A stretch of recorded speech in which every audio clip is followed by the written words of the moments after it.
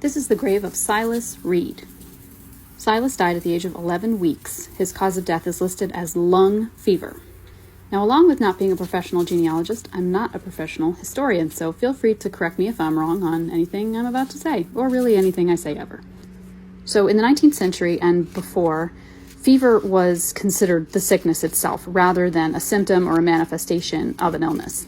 This is also why, for causes of death, a lot of times the cause of death is listed as a symptom, so what we would know now as a symptom.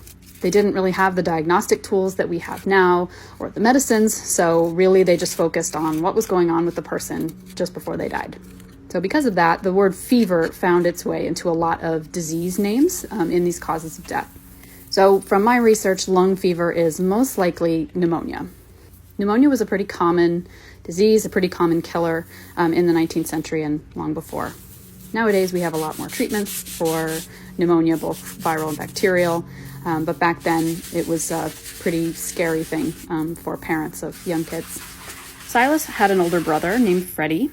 Freddie died almost exactly a year after Silas. He was 8 years old, and he died of typhoid fever, another very common cause of death from times before there were antiseptics and general knowledge of germ theory. These are some of my favorite graves to clean, the graves that are pretty much unreadable. It feels really good to give this person their name back and know that someone is mentioning their name even 150 some odd years after they have died.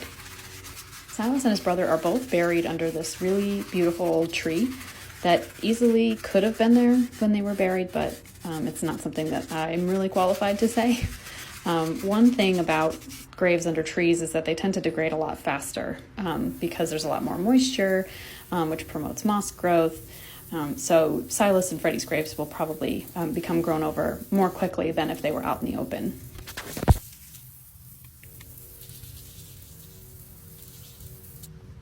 And here it is post-rinsing.